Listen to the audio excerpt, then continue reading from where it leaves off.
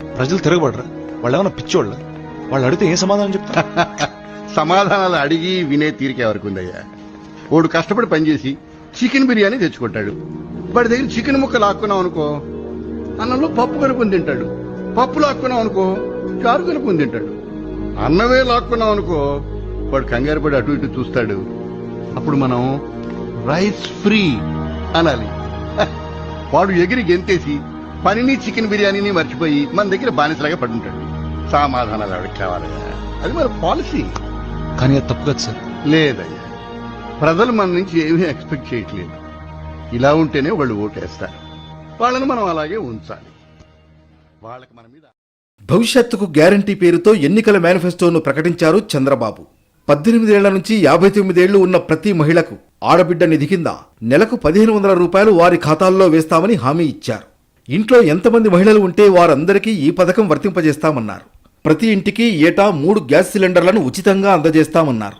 జిల్లా పరిధిలోని ఆర్టీసీ పల్లె వెలుగు బస్సులో మహిళలకు ఉచిత ప్రయాణ సదుపాయం కల్పిస్తామన్నారు. యువగళం నిధి కింద ప్రతి నిరుద్యోగికి నెలకు 3000 రూపాయల చొప్పున భృతి ఇస్తామన్నారు చంద్రబాబు.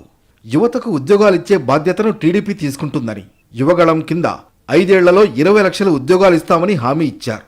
తల్లికి వందనం పేరుతో ప్రతి బిడ్డ చదువుకునేందుకు ఏటా 15,000 ఇస్తామని ప్రకటించారు చంద్రబాబు. ఇంట్లో చదువుకునే పిల్లలు ఎంతమంది ఉంటే అంతమందికి ఇస్తామన్నారు. పార్లమెంట్ ఎన్నికలకు ముందు ఆంధ్ర ప్రజానీకానికి ఇచ్చినటువంటి వరాలు ఆకాశమే హద్దుగా వరాలు ఇచ్చాడు. కనపడినటువంటి ప్రతి మనిషికి ఏం కావాలి నరుడా కోరుకో, నీకు అన్నీ ప్రసాదిస్తున్నానని చెప్పాడు.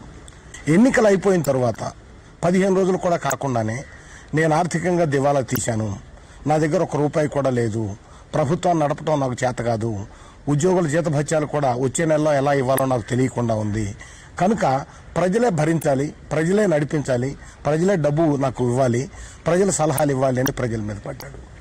ఇది బహుశా నాకు తెలిసినంత వరకు భారతదేశ చరిత్రలో ఏ రాష్ట్ర ప్రభుత్వం కూడా అధికారపూర్వకంగా నేను దివాలా తీశాను అని ప్రకటించుకున్నటువంటి సందర్భం ఇంతవరకు కని విని ఎరుగు.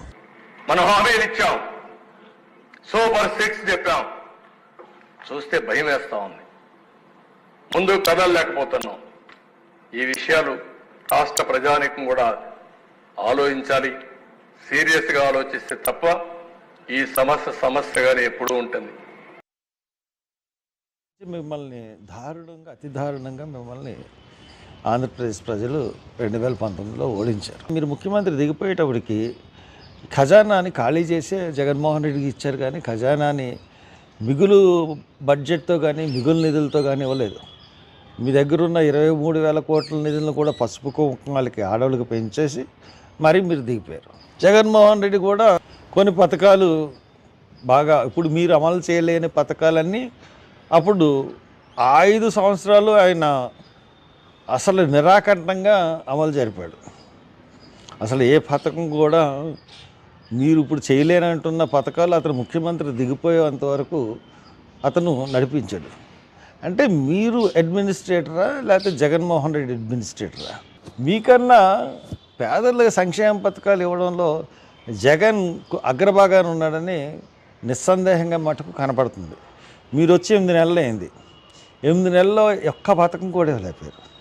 స్కాలర్షిప్లు ఇవ్వలేదు, నిరుద్యోగ భృతి ఇవ్వలేదు, అంగన్వాడీకి ఏం చేయలేదు, తర్వాత ఆశా వర్కర్లకు ఏం చేయలేదు, తర్వాత మీరు ఇస్తాన్న సూపర్ 6 హామీలు, ఉచిత బస్సు, అన్నీ ఎవ్రీథింగ్, తల్లి వందనం, అప్పుడు దాకా నడుస్తున్న తల్లి పెన్షన్లు, అంటే 18 to 50 years లేడీస్కి మీరు ప్రతి నెల 1,500 ఇస్తా అన్నారు. అసమర్థ ముఖ్యమంత్రిని ఇప్పటి వరకు మేము చూడలేదు. మీరు పైగా ఆర్థిక పరిస్థితి, మీరు ఇప్పుడు ప్రతిపక్షంలో ఉన్నప్పుడు మీరు రోజు చెప్తానే ఉన్నారు, ఇన్ని కోట్లు అప్పు చేసేసాడు, ఇంత ఆర్థిక పరిస్థితి ఉంది, ఇవన్నీ మీకు తెలుసు. ఇవన్నీ తెలిసే మళ్ళీ విపరీతమైన హామీలు ఇచ్చారు. విపరీతమైన హామీలు ఇచ్చి ఆ హామీలని అంటే హామీలు ఇచ్చేసి నెగ్గేసిన తర్వాత ఎగ్గొట్టేద్దాం. ఆలోచన కదా, ఎంత మోసగారితం. It's cheating of the public. ఈ చీటింగ్ ఆఫ్ ది పబ్లిక్ కింద మిమ్మల్ని కేసు కూడా పెట్టచ్చు 420 కింద. అంత దారుణమైన చీటింగ్, ప్రజల్ని ఓట్లు వేయించుకుని మోసం చేయడం అంటే ఇట్స్ పబ్లిక్ చీటింగ్. ఆలోచన చేయమని అడుగుతా ఉన్నా. ముఖ్యమైన హామీలు అని అంటూ 2014లో ఇదే పెద్ద మనిషి చంద్రబాబు నాయుడు సంతకం పెట్టి ఇదే ముగ్గురి ఫోటోలు పెట్టి కూటమిగా ఫామ్ అయి మీ ప్రతి ఇంటికి పంపించిన ఈ పాంఫ్లెట్లో చెప్పిన ముఖ్యమైన హామీలు అని అంటూ చెప్పిన ఇందులో చెప్పిన ఒక్కటంటే ఒక్క హామీ అయినా నెరవేర్చాడా అని అడుగుతా ఉన్నా నేను మిమ్మల్ని అందరినీ.